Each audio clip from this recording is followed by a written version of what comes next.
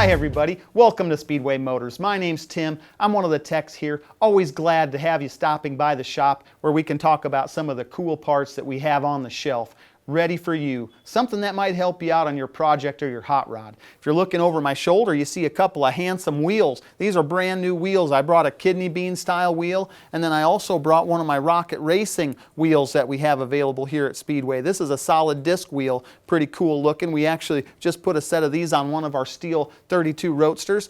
The reason I wanted to get you together today is to talk about this center cap, this knockoff Indy style center cap, which is one of the gems of our catalog actually. It's a part that we've had from way back, something we've had a long time, and I've always loved this piece. They've always been really popular with our customers. But when I ask my tech team, hey guys, what's a part you get a lot of questions on, this is always on the list. It's kind of a complex unit, and when you're looking at it in the catalog, number one, you might not get a feel for the good quality of it, but then the second thing is, gosh, will it work on my wheels? How does that thing install? So I'm going to cover a little bit of that today, just real quick to kind of show you how this thing's put together and what it's intended for. This actually goes back to the time when a lot of wheels used a shank style lug nut, and it's designed to use this, and I'll show you in a second the reason why. A lot of the modern wheels, such as the rocket racing wheel behind me, they're set up for a tapered style lug nut, just like your brand new cars. You can still use this with a tapered style lug nut, but it's a little more tricky, and I can kind of talk you through that in a second.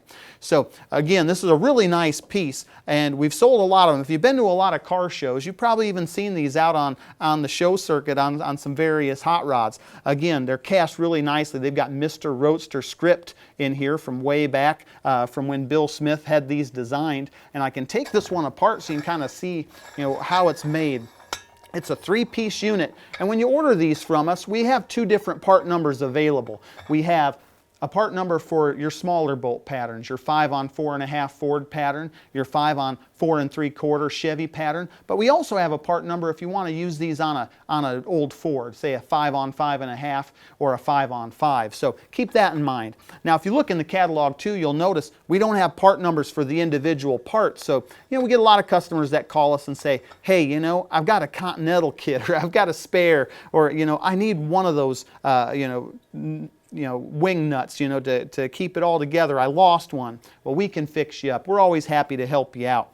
Kind of showing you how this thing's put together. Of course, you have your three lug wing nut here, which is really cool, really nice casting. And then here's where you get to the business side. You've got your lug nut cover, and this is why it's kind of designed for a 5-lug setup. Obviously won't work if you're running a 6-lug, so that's something to keep in mind. Really nice heavy casting. This isn't your tinny, flimsy type center cap that you might be accustomed to. Really well built. This is the business end here, your threaded portion. One of the questions we get a lot is, how does that install? Is that designed to push through the center of your wheel?